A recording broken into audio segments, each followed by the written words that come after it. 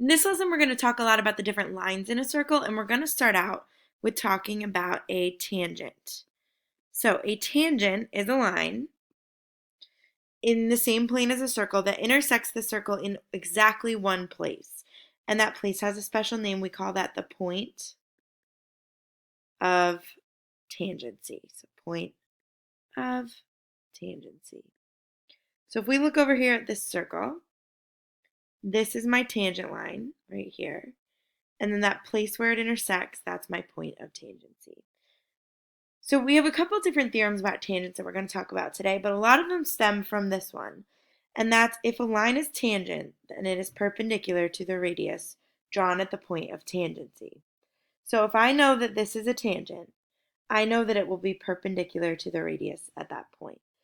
We have a lot of different consequences that come from that. So the first one is, let's say I want to identify if this line is a tangent. So this one says JL is a radius, determine whether KL is a tangent. So basically what I want to know is that a right angle? Is that true or not? So I'm going to think about this like a triangle, where I'm trying to test if this is 90 degrees or not. I know that this side is 15. I know that this side is 8. And this side seems to be 9, but that doesn't quite seem right. It doesn't seem like that whole side can be 9 if that length is 8. So the thing to remember here is that this is a radius. And so if that length is 8, that length is also 8. So the length of this whole side would be 17. So this side on my triangle would be 17. Now this becomes a test of if this is a right triangle or not. So I'm going to take my two legs, which would be this side and this side, and I'm going to square them, 8 squared plus 15 squared. So that's 64 plus 225, which is 289. And now I'm going to take my hypotenuse, which is that one, and I'm going to square that, and that's 289. So what I see is that my leg squared plus leg squared does equal my hypotenuse squared, which is what the Pythagorean theorem says. So I can say yes, KL is tangent. And we know that because this is a right triangle, which means this is a right angle. So let's try this one. I know that this is 6 because these are both radii. And so to test out, I would do 6 squared plus 8 squared. And I want to know if that equals 18 squared. So 6 squared plus 8 squared is 64 plus 36, that's 100. And without even squaring 18, I know that 18 squared is way bigger than 100. So because this is not an equality, we can say that HG is not tangent, because this would not be a right angle. So finding missing values using a tangent, this is going to use the same idea. So I know if this is a tangent that that's a right angle. So if I want to find x, I can set up my Pythagorean theorem. So I'm going to do leg squared plus leg squared. So x squared plus 14 squared. And that should equal my hypotenuse squared. Remember, the hypotenuse is always across from the right angle. So this is going to give me x squared plus 196 equals 289. Subtract 196 from both sides, so I get x squared equals 93. And I'm going to square root both sides, so I get x equals the square root of 93. Now I can try to simplify that, right? 93 would be 1 times 93, or 3 times 31. None of those combos have any perfect squares, and so this would be my simplest radical form. So now let's look at another one. This one's a little bit tougher. So the reason being we don't know our whole hypotenuse. So I'm still going to do leg squared plus leg squared. So that's going to be x squared plus 12 squared. And now that's going to equal my whole hypotenuse squared. So to get the whole hypotenuse, I'm going to get x and add it to 8, and then square the whole quantity because it's that whole length squared. So this side is pretty easy to do some squaring on. 12 squared is 144. But to square a binomial, we're going to do some side work over here. So I try to do this using the box method normally. So I'm going to do x plus 8 times x plus 8. And then I'm going to multiply each row and each column by each other. So my first combination that I get is x times x, which is x squared. Then I'm going to do x times 8, and so that's going to give me 8x. Here I'm going to do x times 8 again, so that gives me 8x.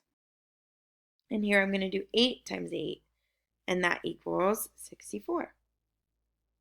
So combining my like terms there, the right side of my equation equals x squared plus, I see these are both 8, so that's 16x plus 64. And so we need to solve this for x now.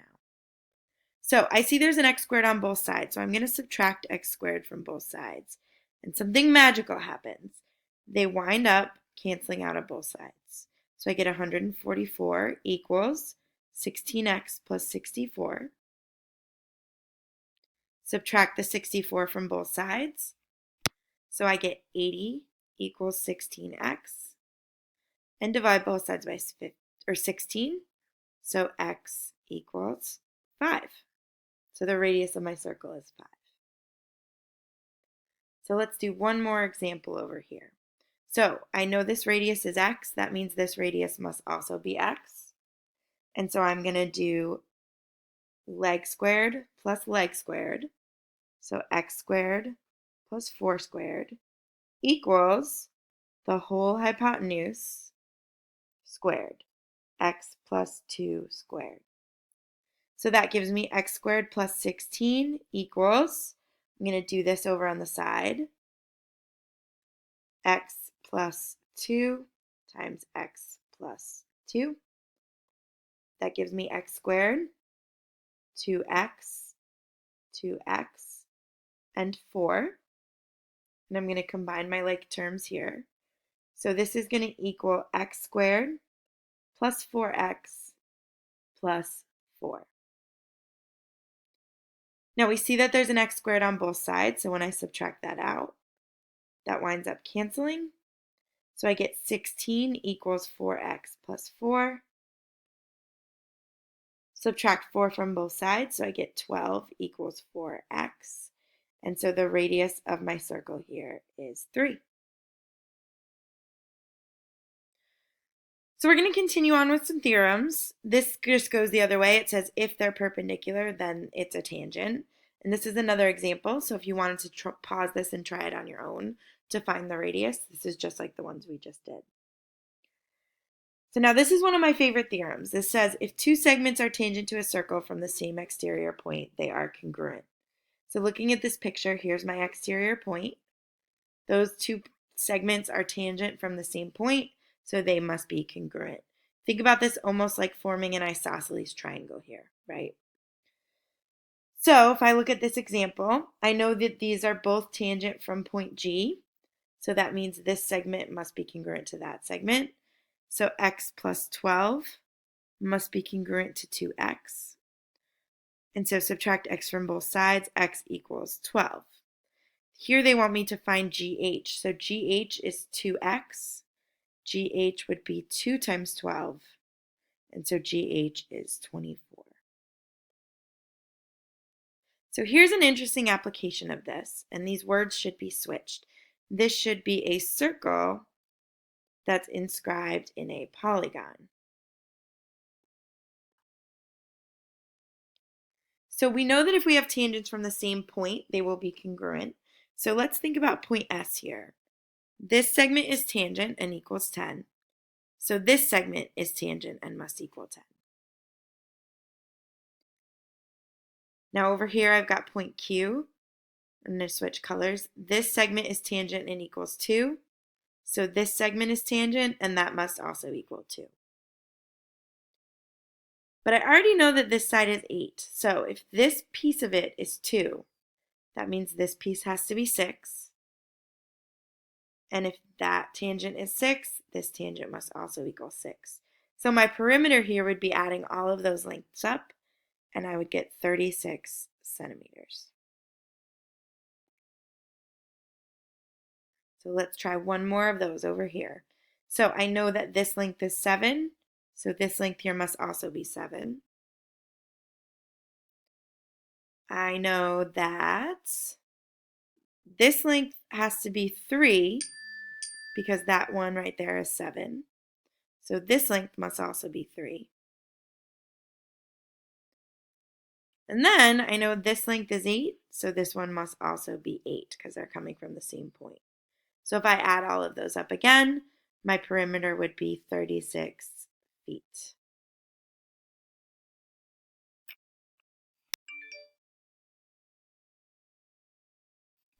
So the last thing we're going to do with tangents is we're going to construct a tangent when we are given a point outside the circle and the actual circle.